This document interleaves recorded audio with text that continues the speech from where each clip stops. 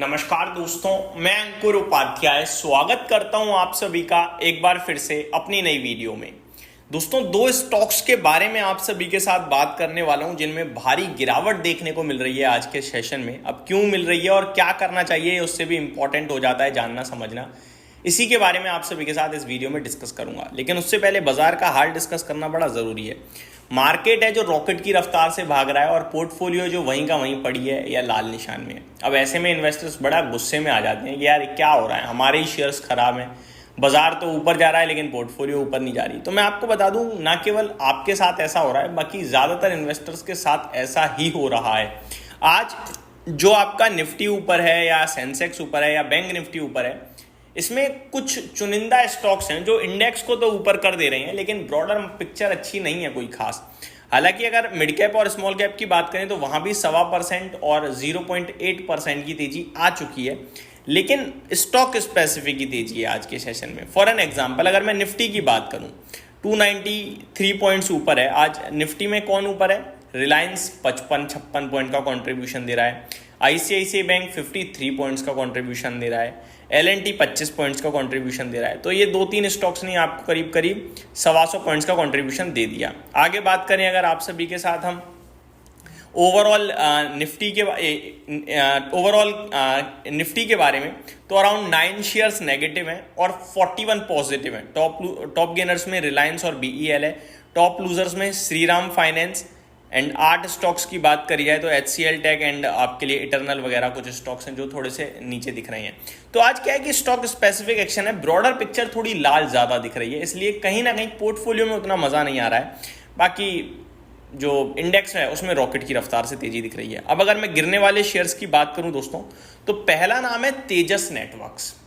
11% crash हो गया है। अब ये क्यों क्रैश हुआ है इसको समझते हैं। इसके नंबर्स आए दोस्तों वीकेंड पे और उस पर रिएक्शन आ रहा है। अब मैं अगर नंबर्स की बात करूं तो नंबर्स आप बड़े इंटरेस्टिंग लगे मेरे को इसके। हालांकि मैंने वीडियो भी बनाई थी नंबर्स पे और ये भी कहा था कि ये स्टॉक में ना इस बार कुछ मार्जिन्स को लेकर प्रेशर आ गया, जिसकी वजह से इसका प्रॉफिट घाटे में आ गया है और जो कंपनी के मार्जिन्स हैं वो हैविली टूटे हैं। अदरवाइज रेवेन्यू वगैरह देखोगे वहां पे कोई दिक्कत नहीं दिखेगी आपको। तो शायद ये स्टॉक गैप डाउन आ सकता है, बट गैप डाउन में आपको बेचना नहीं, इनफैक्ट लेने के बारे में सोचना चाहिए। ये मैंने बोला था आपसे। अब मैं एक बार पहले नंबर्स बताना चाहूंगा। कंपनी के जो मार्जिन्स हैं दोस्तों वो 23% से घटकर 6% पे आ गए हैं। तो जब मार्जिन्स इतने हैविली टूटेंगे तो ऑब्वियस है प्रॉफिट तो गायब हो ही जाएगा। सेम इस कंपनी के साथ हुआ कि प्रॉफिट गायब हो गया, इनफैक्ट लॉस में आ गई कंपनी। अब आप कहोगे यार अंकुर भाई मार्जिन्स तो पॉजिटिव है, फिर लॉस में कैसे आ गई? तो अगर मैं यहाँ पे आपके साथ एडिशनल डिटेल शेयर करूं तो कंपनी जो ऑन एन एवरेज टैक्स पर क्वार्टर दे रही है वो है भाई साहब 22%, 23%। और लास्ट ईयर मार्च क्वार्टर में कंपनी ने जो टैक्स पे करा वो 37% था, लेकिन इस बार ये टैक्स हो गया है भाई साहब 59%। तो टैक्स ज्यादा चला गया है। एक ये भी कारण है जिसकी वजह से कंपनी को और ज्यादा प्रॉफिट में डिक्लाइन देखने को मिला। ठीक है जी। प्लस मार्जिन्स पूरे के पूरे चले गए, प्लस रेवेन्यू भी अगर आप देखेंगे तो वो 1900 करोड़ पे आया। तो थोड़ा ना इसमें मतलब एडजस्टमेंट हो गए हैं इस पूरे क्वार्टर में। अगर अभी आपको समझ में नहीं आया तो मैं एक एक करके आप चीजें समझाता हूं। अगर रेवेन्यू की बात करें यानी टॉप लाइन आय बिक्री, तो 1327 करोड़ से बढ़कर 1907 करोड़ की रेवेन्यू कंपनी ने क्लॉक करी साल दर साल। रेवेन्यू तो अच्छा है 1907 करोड़ का, वो भी 1300 करोड़ से बढ़कर आया है। तो रेवेन्यू में दिक्कत नहीं दिखी मुझे। साथ ही साथ बात करें अगर 1018 करोड़ से एक्सपेंसेस बढ़कर 1785 करोड़ हो गए। तो एक्सपेंसेस भी नो डाउट अच्छे खासे बढ़े हैं, बट कोई बात नहीं, फिर भी पॉजिटिव ही है। आय माइनस एक्सपेंस करोगे तो पॉजिटिव आएगा। अगर ऐसा करेंगे तो ऑपरेटिंग प्रॉफिट आता है 372 करोड़ का, जो कि लास्ट ईयर के कंपैरिजन में बढ़कर आया है। 309 करोड़ से जो ऑपरेटिंग प्रॉफिट है, सॉरी लास्ट ईयर से कम हो गया क्योंकि एक्सपेंसेस बढ़े हैं और रेवेन्यू उतना नहीं बढ़ा है। तो अगर मैं देखूं 309 करोड़ के सामने ऑपरेटिंग प्रॉफिट 122 करोड़ का रह गया, लेकिन प्रॉफिट है। अगर मार्जिन्स की बात करें तो वो पहले लास्ट ईयर 23% के थे, अब रह गए मात्र 6% के। ठीक है जी। Other income last year 12 crore थी, अभी रह गई 6 करोड़। यानी हर एक फ्रंट पे इस बार कुछ ना कुछ एडिशनल दिक्कत आई है, जिसकी वजह से कंपनी के अर्निंग्स बहुत खराब हो गई। तो ये जो मेरे हिसाब से एक क्वार्टर गया है, ये क्वार्टर स्पेसिफिकली ही खराब गया है। तो मैं अपने व्यूअर से कहूंगा कि एक क्वार्टर आप इसको और समय दें, सिंपल। क्योंकि 6% पे मार्जिन अगर मैं देख रहा हूँ यहाँ पे, मेरे को लास्ट टाइम कब 6% के मार्जिन थे, लगभग मार्च 2024 से कंपनी ने पॉजिटिव मार्जिन क्लॉक करे हैं, तब से अभी तक 6% मार्जिन पे कभी नहीं आई कंपनी, फर्स्ट टाइम आई है, ठीक है। मतलब 5 क्वार्टर्स में पहली बार 6% मार्जिन आए हैं। दूसरी बात, एक्सपेंसेस काफ़ी तेज बढ़े हैं और रेवेन्यू उतना नहीं बढ़ा। तीसरी बात, टैक्स भी इस बार ज़्यादा चला गया। तो कुछ ऐसे इस बार हादसे हुए हैं कंपनी के साथ जो इसके प्रॉफिट पे डेंट डाल रहे हैं, इसीलिए 1 क्वार्टर का समय और देने के लिए मैं आपसे कह रहा हूँ।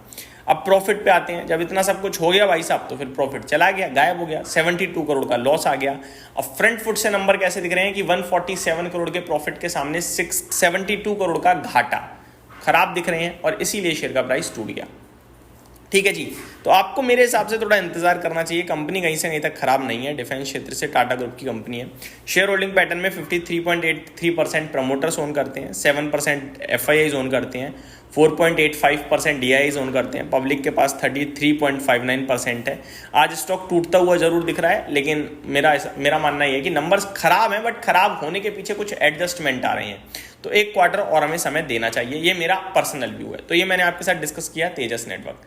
दूसरे स्टॉक की तरफ बढ़े आगे तो श्रीराम फाइनेंस, ये स्टॉक फ्राइडे ओपन मार्केट में नंबर पेश करता है और 8% क्रैश हो जाता है।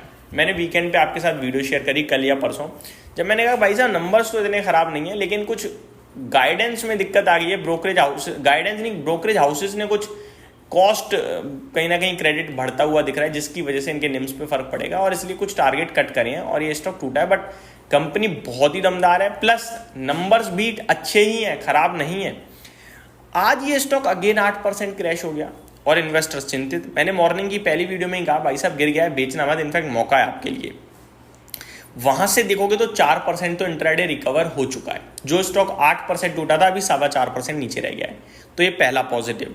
अब मैं आपके साथ पहले नंबर्स बताता हूं, मैं क्यों कह रहा था कि नंबर्स खराब नहीं है। प्रॉफिट कंपनी का 2140 करोड़ पे आया है 1950 करोड़ से बढ़कर, अनुमान भी इतना ही था, तो ठीक है। बात करें एसेट क्वालिटी की तो 5.38% से घटकर 4.55% है, तो एसेट क्वालिटी सुधरी है। NNPA की बात करें 2.68% के सामने 2.64% है, तो ये भी ठीक है। रेवेन्यू 9480 करोड़ से 11500 करोड़ है, तो ये भी ठीक है। फिर ये शेयर टूटा क्यों? तो पहली बात कि स्टॉक नीचे से रिकवर हो रहा है, वो पैनिक सेलिंग आई, वो वापस से रिकवर हो रहा है। अब इस गिरावट के पीछे का रीजन है ब्रोकरेज फर्म्स जो हैं दोस्तों, उनके टारगेट तो अभी भी हाइयर हैं, बट कुछ टारगेट्स कट कर दिए हैं। यानी कि पहले मान लो 800 का टारगेट था तो अभी थोड़ा घटा दिया है ऐसे, बट टारगेट अभी भी पॉजिटिव है। फॉर एग्जांपल यहाँ पे लिखा हुआ है किस किस के टारगेट क्या क्या है, मैं आपके साथ शेयर करना चाहूंगा। मैक्वायरी आउट परफॉर्म की रेटिंग दे रहा है, 800 रुपये का लक्ष्य अभी भी शेयर कर रहा है। CLSA आउट परफॉर्म की रेटिंग दे रहा है, 735 रुपये का टारगेट दे रहा है, ठीक है जी। इनफैक्ट इन्होंने तो टारगेट रेज करा है 670 से 735। HSBC रेटिंग बाय दे रहा है और अभी 740 का टारगेट है, बट पहले इनका टारगेट 810 का था। तो इस प्रकार थोड़ा एडजस्टमेंट हो गया, अदरवाइज कंपनी पे तो अभी भी सब पॉजिटिव ही है।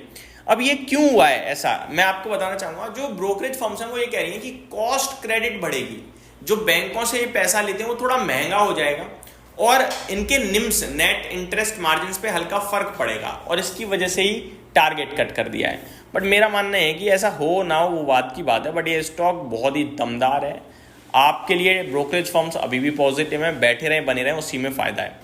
यही मैं आपसे कहना चाहूँगा इस वीडियो के माध्यम से। उम्मीद करता हूँ डिटेल्स पसंद आई होंगी। इस बीच में निफ्टी 300 पॉइंट ऊपर कूद गया है और 24,350 पहुंच गया है, जैसा कि आपके साथ हमने शेयर भी किया था कि 24,250 निकलेगा तो 24,400 तक जाने की संभावनाएं पूरी है, वहीं जाता हुआ दिख रहा है।